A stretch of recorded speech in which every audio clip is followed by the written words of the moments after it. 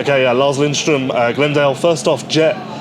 Big thing tonight is he made the gap up to Eli, which I feel like is his strength. I don't feel like many other guys have that speed difference. So nice to have like his main strength confirmed, I guess. Yeah, I think so. I mean, the track ended up being kind of, I hate to say one-lined, but there was really one rhythm that everybody would do. They could do something different like they were doing earlier in the day, but I guess it didn't end up making a difference, so they just kept doing the same thing. So to make time up, you just had to be better, and to be better than Eli Tomac is really tough. So it looked like the first set of whoops was his strength, and so he was able to chip away at it and then make it happen, get on the podium, and then get the points lead. And I thought it was a mature ride. And when you're thinking about trying to win a championship, you got to have that kind of ride, not throw it away, try and just keep digging. Anderson was close at the end, but to beat him would have been tough. I mean, I think he was probably managing too. So I thought it was a smart ride.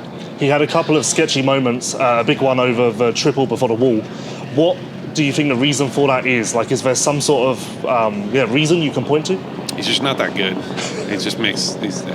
Now, I think when he cased that triple, I don't know if I know it was pretty slick coming up to that, so I don't know if he had some wheel spin, or if he just didn't give it enough juice. I don't know. Maybe he was scrubbing. But and then there was one in the whoops that I heard, but I didn't see that one. The first set of whoops he was crushing, and then the second set was from the tower. I couldn't see that because something was in my line of vision. But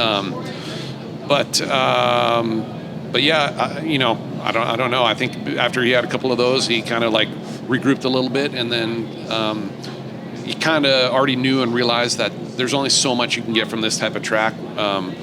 Where if you push too hard, it's just so easy to lose a front or do something like that on a slippery track like that. So I think that's what he took. He just took what he could get.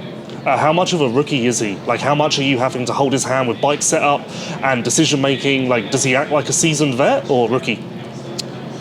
It's a good question, actually, because I don't think he's, in a way, he's quite a bit of a rookie by when they're asking, about what the bike and what kind of changes he wants to make. He's not really like Hunter, who has been doing interviews all night and is doing a fantastic job.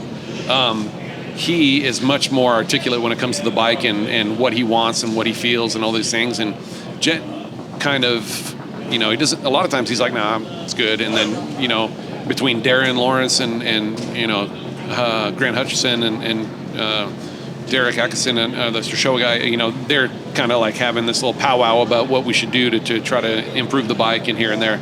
A lot of times it doesn't even come from Jett. So yeah, we'll tweak on that during the day, and then maybe we'll learn some stuff from what Hunter tried and things like that. But as far as the racing, I've said it before in the past that off the bike he's still kind of a kid, but on the track when he puts his helmet on, he can ride with such maturity and not make silly mistakes that you would expect from a 450 rookie or any rookie. So yeah, it's a strange combination, but obviously he's a special rider. With bike setup then, do you feel like it takes longer for him to get to a sweet spot than it does Hunter? Maybe you have to go around the houses a little bit with Jett before you get there? Nah, probably more the opposite. Hunter's definitely knows what he wants and takes a little while to get there, and Jett is the kind of rider that can have a lever a little bit crooked or something like that and can just get used to it and ride it. He doesn't really fuss about things like that like a lot of riders do. So for him, he can get, he can make something work that maybe isn't perfect. And then, it's pretty easy.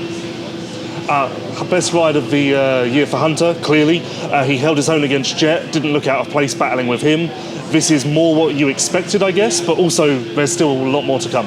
Yeah, definitely. More what we expected, more what he expects out of himself, I think. I think that just, the 450 class is so difficult.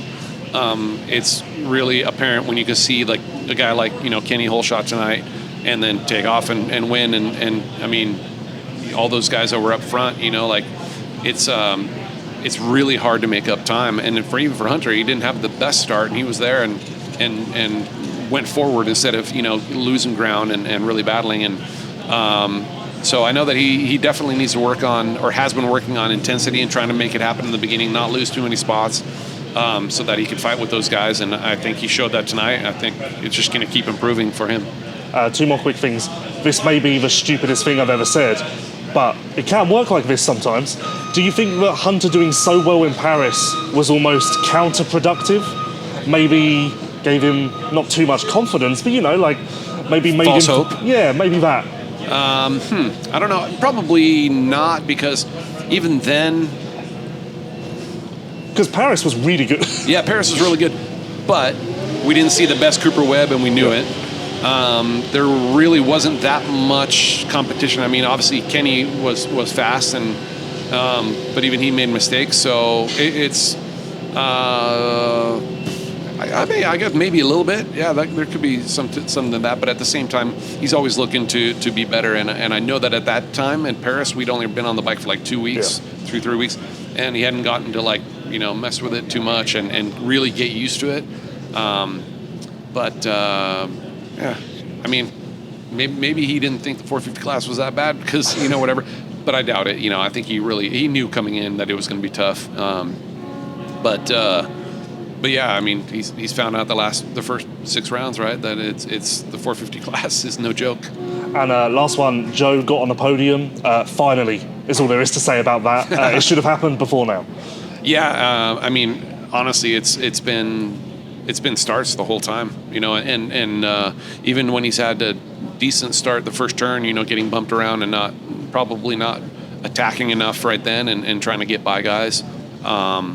And even tonight, his start wasn't fantastic, and then he was able to make some moves, and then with Smith falling down, he got that position there. But he's got the speed, and then he's got the the endurance and everything that he needs to be on the podium and to win. We just got to execute the start like we did earlier in the day. And we know that the bike can get good starts, that we've had in the past. Hymas last weekend, and like him in the practice today, things like that. So I think we just got to work on being consistent, executing the start like we know he can, and being at the front, being in the top 3 on the start so we can actually get a chance to battle with these guys. We just haven't had a chance really yet. So I'm looking forward to that.